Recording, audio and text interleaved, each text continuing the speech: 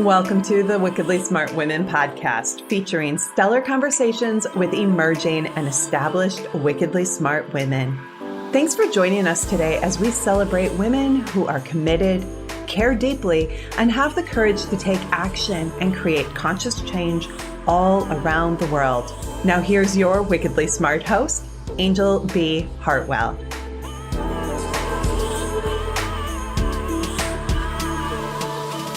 Welcome to another episode of the Wickedly Smart Women podcast, where we celebrate wickedly smart women and provide our listeners with a wealth of wisdom along with immediately actionable steps to be smarter, spunkier, and more successful in their impact and their leadership.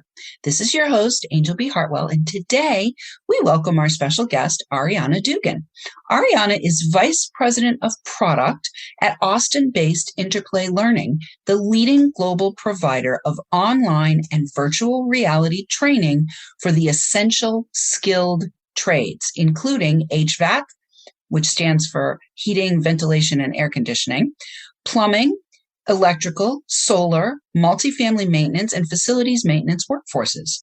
Previously, she was VP of Product, Enterprise for General Assembly, where she set R&D and product strategy for online and instructor-led on enterprise products and technology. Ariana is a thought leader on women in the essential skilled trades and has deep experience in leadership, strategy, product, operations, and workforce development. I am really excited to have a conversation with you today, Ariana. Welcome to the show. Thanks so much, Anjel. I feel like we gave you a mouthful for that intro. Yeah, it's funny. Whenever I'm a guest, I listen to the bio that they read back to me, and I'm like, oh yeah, I got to go back to the drawing board because we're always evolving. So, ladies who are listening, if you're aspiring to be a speaker, we're always evolving. We're always getting out the nail file and polishing things. And you never know what it's going to sound like until you hear somebody else say it. So totally. I'm excited that you're here, Ariana, and it's great. It is a mouthful, but you are an amazing human being who's done a lot of things. So I want to ask you, what inspired you? Like, where did you get grounded into this particular industry? Because it is not normally an industry where there are a whole lot of females. So, like, was your dad an HVAC guy, or like, how did you get started here? Yeah, I would say I have a few connection points. One, funny enough, my dad worked in sales, but he didn't always work in sales for hardware, exit devices, door closers. So definitely a connection to like physical product growing up. I also spent an early part of my career at an industrial supply company called McMaster Carr. So learning a lot about warehouse operations, et cetera. So kind of adjacent spaces to the particular building trades that we focus on at Interplay Learning. But ultimately, the main theme in my career has been a lot around workforce development, getting people the skills they need to be in higher earning jobs. And getting to do that in the skilled trades is really cool because it's so hands-on. And I think there are so many people who are looking for hands-on jobs rather than a desk job. And it is the product that we work on is really fun. There's virtual reality elements to it and simulations. And I think it's just such a fun opportunity to blend high new tech with something super pragmatic. There's something about that blend and juxtaposition that's really appealing to me. Yeah, that beautiful marriage between the two. So when you got into Interplay Learning, is that something that, came as part of a long career progression, or is it a startup? Tell us a little bit about Interplay Learning and how you ended up in the role that you're in. Absolutely. So Interplay Learning is a startup. We are post-Series B, which means we've got a good sense of what our product is, what resonates in the market for a core group of people. And we're finding lots of new and fun ways to figure out how to reach more people. And that's basically the core of my product challenge and the product team's challenge. And for me, from a career trajectory perspective, the place I'd worked at before Interplay Learning, General Assembly, I'd been there for 7 years and joined at about the same moment in their trajectory as a startup and stayed there until they had been acquired and stayed even 2 years after they had been acquired. So I'd really gotten to see the full life cycle of what happens from startup to more, call it adult company. Learned so much, so grateful for my time there, made a ton of good friends professionally and personally. And so when someone came along and told me about Interplay, I realized it was a new opportunity at a great company to get to take what I had learned from having participated in and seen a company go through this cycle before and actually get to use what I had learned to help this next company. And then, of course, as part of the hiring process, got to talk to the leadership. And I would say the culture at Interplay Learning is so strong, like the biggest selling point, even more so in some ways than the coolness of VR and simulations. The culture is so, so strong. And I was so excited to get to work with the leadership team that I spoke with during the hiring process. Great. Well, I have like a lot of questions in my head here. Like I have to decide, am I going down this path or am I going down this path? So I think what I want to talk about first is I'd like to ask you what it's been like for you to be a female, to be a woman in a industry that is primarily male. Let's be real. It's primarily real. And if you have had any experiences or if you have anything for our listeners about how to navigate that environment in a positive and powerful way. For sure, for sure. And what I think is funny, when you say industry, my head even goes to two places. One industry is tech and one industry is skills trades, both dominated by men. Correct. Yes. Experienced this from a few different angles. Right. You're marrying both men together. Yeah. But you're the woman in the middle of the sandwich. And it's fun and challenging. I'm sure. Yeah. I mean, I think where I really lucked out early in my career is I had a mix of managers who were both men and women who I really trusted. And that doesn't mean every single manager I had I trusted, but there were enough of them there that I trusted, that saw something in me and were willing to be my advocate and really help me hone some of the skills that I couldn't see that I needed at the time. And some of that is even still true to this day. Our CEO, Doug, is a man. He is my boss. And I have learned as a professional that to succeed as a woman, I need to be really analytical because I'm afraid, like, if I'm too emotional, I'll get written off as this emotional woman. But what Doug, I think, has done a really good job as a leader writ large is recognizing that emotion, feeling, etc., is just as important as the analytical side. So he's a really good example of a coach for me on making sure that I'm still staying in touch with and aware of decisions that I'm making from an emotional perspective as well as from an analytical perspective. And so I think that's been really the key for me, is seeing where have I learned certain skills along the way that were a mix of helping me survive and thrive, and then finding the right people to trust who could help me see where there were these other skills that I was kind of putting in the background because I thought they might be too risky, and showing me the right environments where they aren't risky and where they can actually have quite a bit of benefit for a team, for a product. There's so much of my job that's about people because ultimately I'm serving both my team and our end users. So emotion is such a critical part of it. Yeah, well, people are not hamburgers, I like to say. No, definitely not. There's whether you're in the entrepreneurial space or whether you're in a corporate space, there is that awareness that when you are interacting with people, it's not the same thing as like the McDonald's assembly line where you do this and then you do this and you do this and you do this. Yes, you can have all those analytics, but people are not hamburgers, and they all come with their own emotional issues and ways of being as well.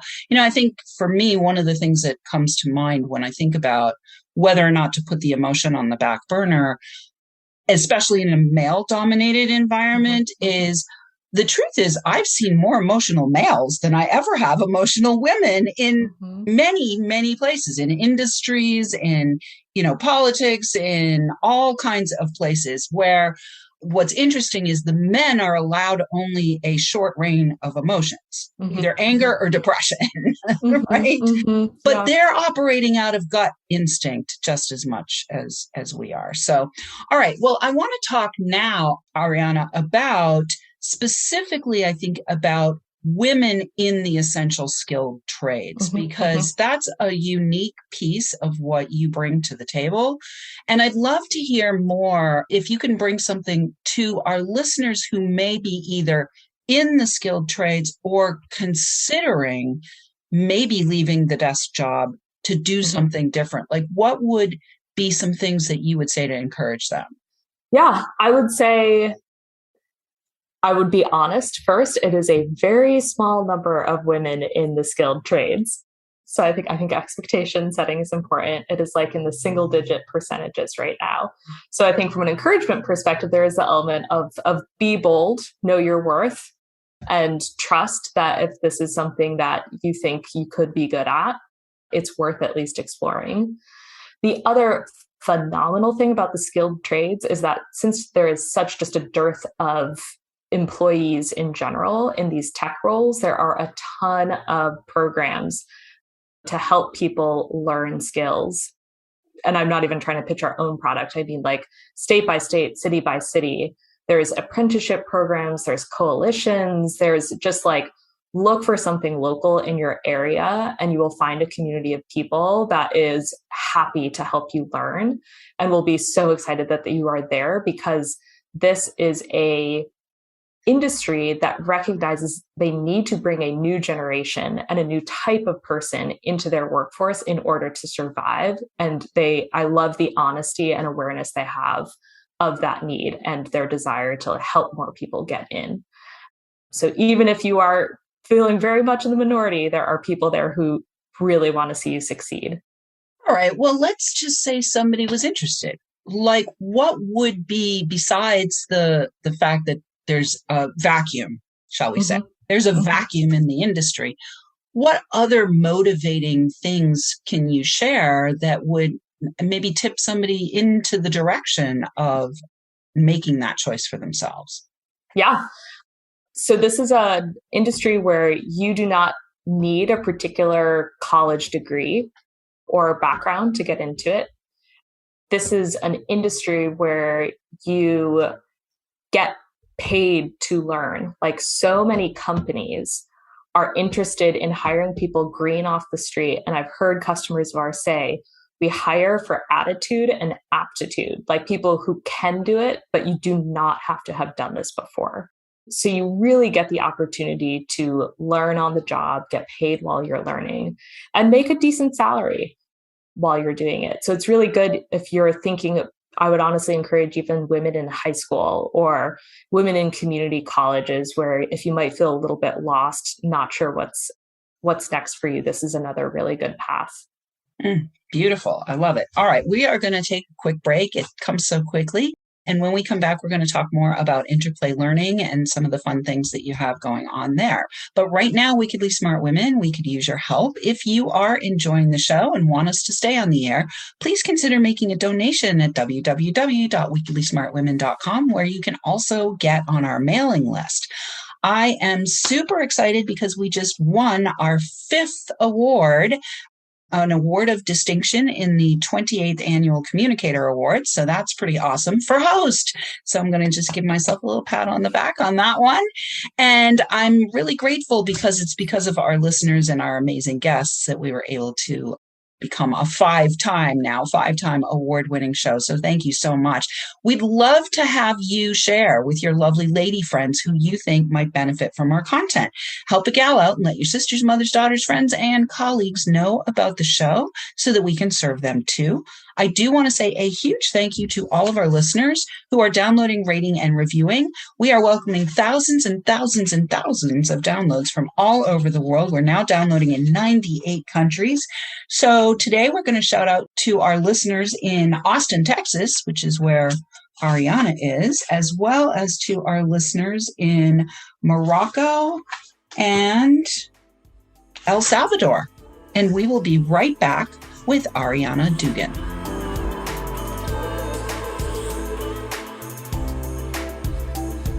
The Wickedly Smart Women podcast is brought to you by the Wealthy Life Mentor. Women, are you on the edge knowing that life is calling you to make a change? Are you ready to be part of the evolution of what it means to be a wickedly smart woman, creating your wealthy life by design? A life that is an extraordinary work of art. Anjel B. Hartwell, the Wealthy Life Mentor, is hired by women in transition. Women just like you who want to break through to their brilliance, become clear on the value of their wisdom, and embody a beauty-filled, balanced life of shameless self-expression. Discover your wealthy life readiness by taking the quiz at quiz.wealthylifementor.com.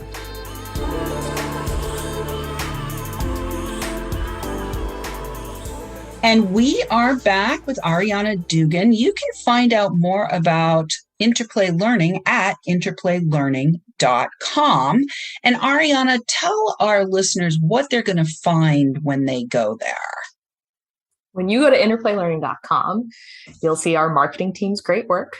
That'll tell you all about how the online training platform that we have helps skilled trade workers get up to speed faster and really bring a new generation into the skilled trades workforce. Beautiful. So let me ask you a little bit more specifically about Interplay Learning. Is the intention for the skilled person to come and utilize your learning platform to become more marketable or to become more skilled in what they're doing or even to learn from scratch?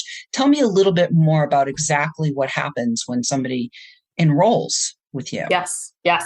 So our primary customer base is businesses, which is why I'm so just like encouraging of people to go out there and find a company that will hire you in the skilled trades, because these businesses have had hands-on in-person training programs for decades. And now fewer people have this knowledge.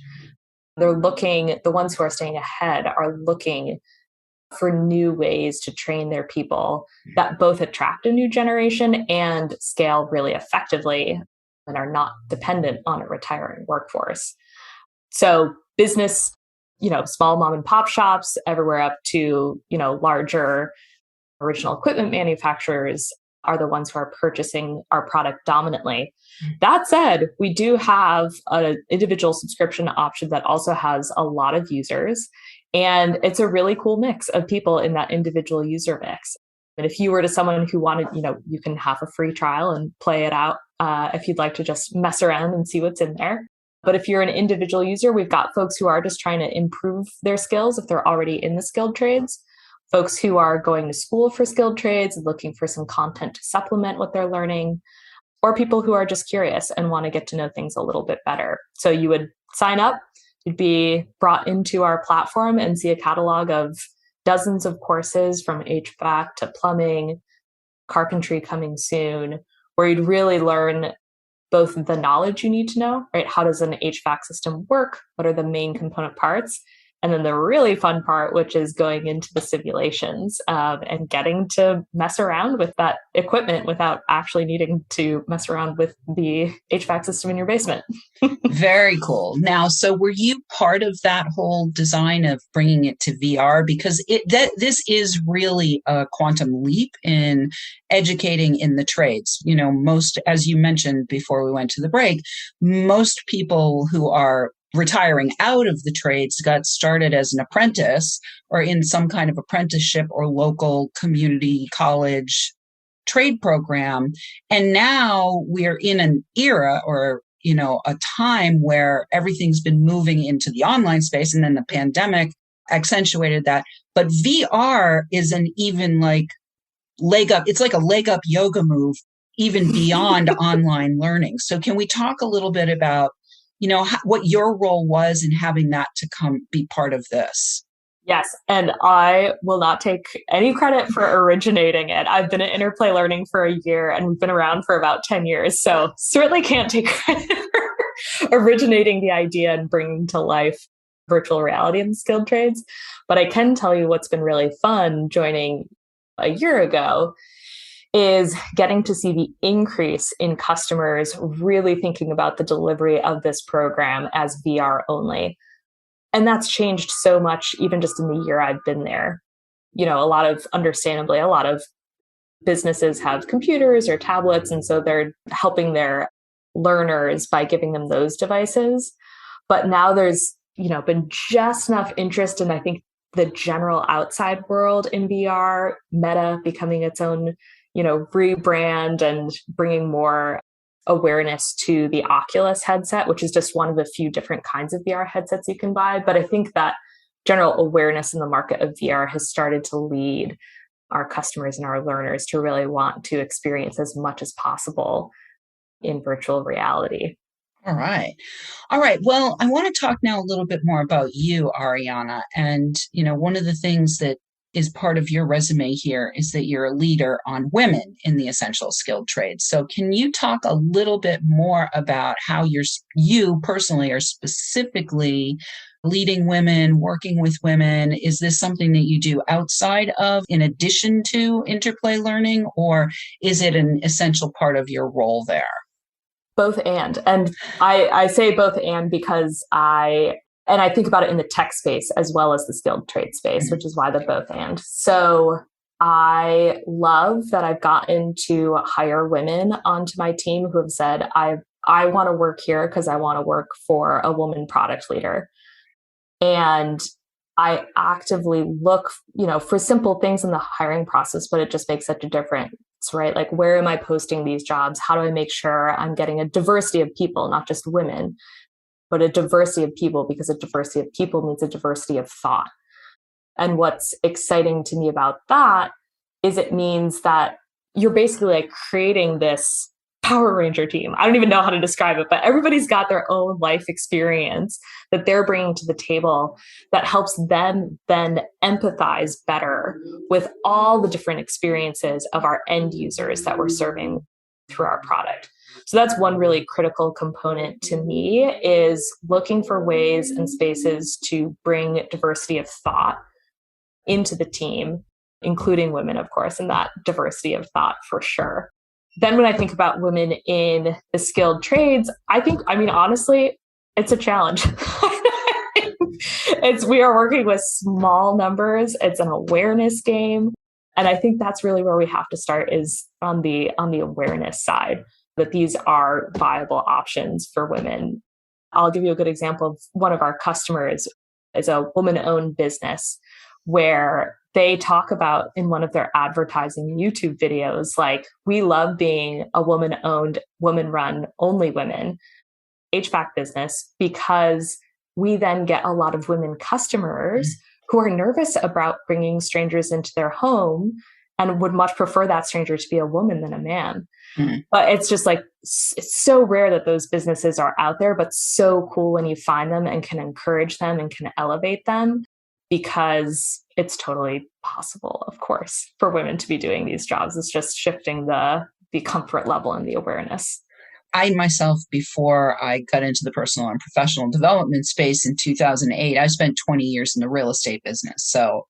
And it was in the construction side of the business when I ended that career. And it's an interesting journey to be on what I call the vanguard, right? The vanguard, mm-hmm. Those of us who are at the front end of creating change in industries. And so if you could wave a magic wand or pull out your crystal ball, Ariana, and look 10 years into the future in your industry, or even in your own journey, your own trajectory, like, what would make you feel like, I feel really satisfied with the changes that I've initiated and been a part of? If I could wave a wand and see that, like, in these businesses, people are excited to join the skilled trades. Right now, there is this perception that skilled trades, building industry in general, is dull, dirty, and dangerous. And so to see kids coming out of high school excited to join the trades, viewing that as a very viable job opportunity, certainly that will not have been just me contributing to that. But if I could have played some small part in that, that would be incredible, I think, on a lot of levels. Beautiful. And how about specifically for females, in maybe even females in leadership roles in Oh, your industry? great. Like, wave the magic wand on that one and tell me what your vision is for that. Oh my gosh. I would say that getting to see women who know they can be mothers and aunts and leaders, and that doesn't require being burned out, that companies have changed their policies to acknowledge the role that families play in everyone's lives, to be able to bring truly the best and the brightest into leadership, including women. That would be transformational. All right. Beautiful. Well, we have about 30 seconds left. Is there anything else you'd like to inspire our listeners with before we close? I would say, just thinking broadly, like, share your dreams and hopes and aspirations with people. One of my favorite team members I got to work with at my old job as an intern said, I want to be COO one day. And that level of clarity, I was like, yes, I will help you on that journey. So speak your dreams to people, and the right people will hear it and help you make it happen. Oh, beautiful. That's definitely a pearl of wisdom right there, Ariana. All right. We want to say thank you to Ariana for being here today. Please go to interplaylearning.com to learn more about how they are helping people to skill up in the skilled trades.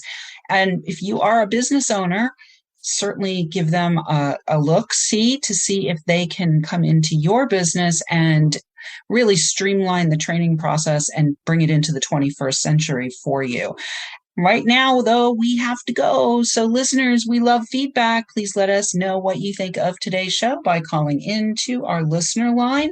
You can find that in the show notes. We'll also have the interplaylearning.com link in the show notes where you can find out more about what they have going on there. And you can send in questions or guest suggestions to listeners at wickedlysmartwomen.com. We might even give you a shout out on the show. Thanks for tuning in. Keep your ears open, and remember, you are a wonderful woman. Thanks for tuning in, downloading, and listening. Be sure to rate and review Wickedly Smart Women on Apple Podcasts and share with other women who can benefit from today's episode. Wickedly Smart Women is the premier podcast series for informing, activating, and inspiring the leader who carries profound wisdom and knows that now is the time to welcome wealth. We welcome your feedback and guest suggestions and invite you to subscribe to our mailing list to be notified of each new episode at wickedlysmartwomen.com.